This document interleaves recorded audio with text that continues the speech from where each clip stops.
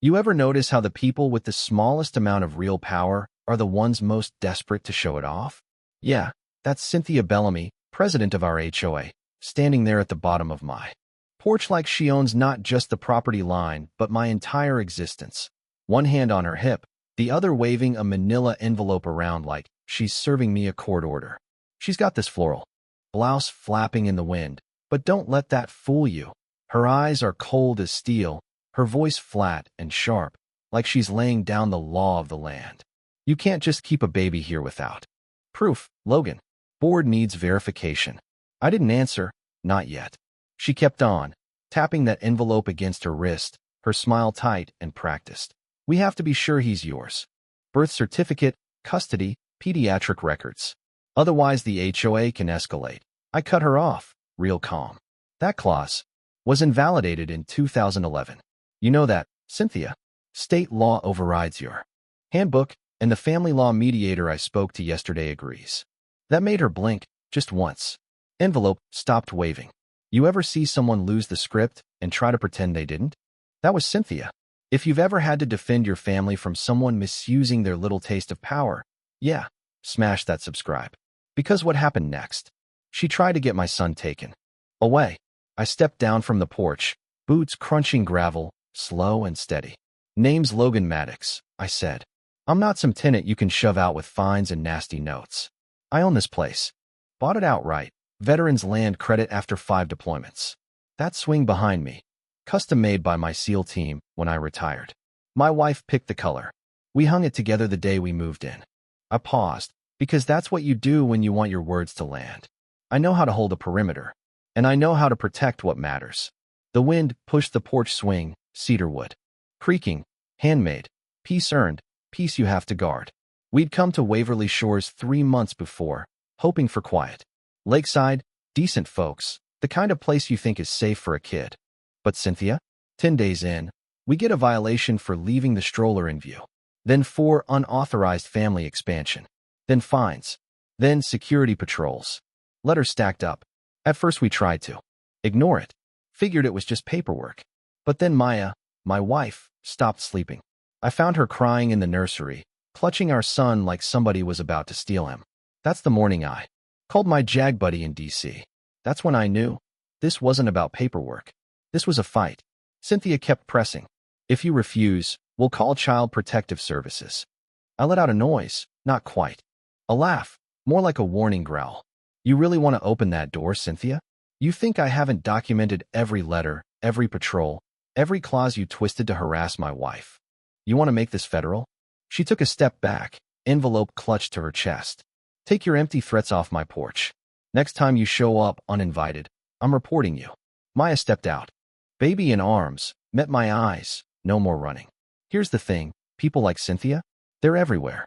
She turned, stiff and silent, headed back down the walkway, but I could tell she was already planning her next move. Next morning, Maya stayed in bed longer than usual. I didn't push her. She'd been hanging on by threads. I made coffee, fed the baby, then headed down to the community.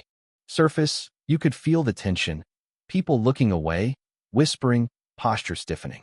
I found a bench in the shade and just watched. Saw her chase off a teenage boy with a service dog. Saw another board member scold a dad at the sandbox. Saw a mother cry after getting told her permit had expired. I started recording. Not for drama, but for proof. And then, here's your twist, a man sits next to me. 60s, fireman's gait, introduces himself as Terrell Gaines, board member. He says quietly, I heard what happened. You're not the first family. People are scared. Not of fines, of being frozen out. I look at him, he's torn. He's been tracking things too, but says, it's hard when everyone's afraid to talk. I tell him, she's making this federal, not just local. He gives the slightest nod. Something clicks. I need everything he's got. Names, incidents, patterns. He doesn't say no. I kept documenting. Picnic blanket violations, wheelchair user. Redirected, targeted, not random. Uploaded everything, pinged my JAG contact. Proof, not paranoia. That night, Terrell messages me. Come to the clubhouse at 9. She won't be there. He hands me a thick notebook. Names, dates, warnings. But his hands are shaking. Once this leaves here, There's no going back. I told him, you don't have to be alone. He opens it, shows me. This wasn't just Cynthia's problem. It was a pattern, and now we had evidence. Almost as soon as I get home, I get another HOA notice about my gate camera, about unauthorized surveillance. They're bluffing, but more aggressive now. Then I get a voicemail. Logan Maddox, this is Diane Tran, Summit Child and Family Services. We received a welfare alert about your son. My hands shake. Cynthia had filed the CPS report. I put it in the evidence file. Called my JAG contact. I need a housing rights attorney and a federal mediator. He says, give me 48 hours. I say, you've got 24. Cynthia was trying to corner me, to force a reaction. But she didn't know who she was dealing with. Terrell and I meet again behind the clubhouse. He tells me this is the 4th family she's done this to, always. Wellness alerts, never her name on the paperwork, always through a liaison. He points out how she phrases violations to build a case, makes people look unstable until they break. And when families push back, the board minutes disappear. I ask, who's her legal backup? Powell, a real estate closer, not even an HOA lawyer. She's never gone to court. It's all intimidation, no precedent. I start pulling federal law, 24 CFR Section 165, unlawful housing practices, including intimidation tied to familial status. This is big, bigger than Cynthia. And when I tell Terrell, his posture changes. You going to take it federal? Already started. More retaliation comes, another notice, another threat. But we're ahead now. Terrell finds old board drafts showing tampering. Hands me a flash drive. If I give you this, I'm not protected. I tell him, you're doing this because it stops with us. He hands over his resignation, just in case. He's not a bystander. She tries to paint me as non-compliant, dangerous, a risk to the community. But I lay out every piece of evidence, illegal violation notices, false CPS reports, tampered minutes, and Terrell backs me. Up in front of the whole crowd. Cynthia tries to shut us down, but the room turns on her. Voices rise. People demand her resignation. Terrell is finally free. He stands with the truth. Within a week. First time in months, not looking over her shoulder. And me?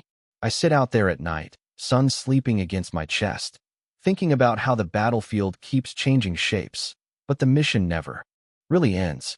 So, yeah, if you've got a Cynthia in your life, if you've ever faced down someone hiding behind rules just to keep you out, let's hear it. Share your story in the comments. Let me know where you're watching from, and hit subscribe. Because next time, the fight might be yours. And you better believe you won't have to fight it alone.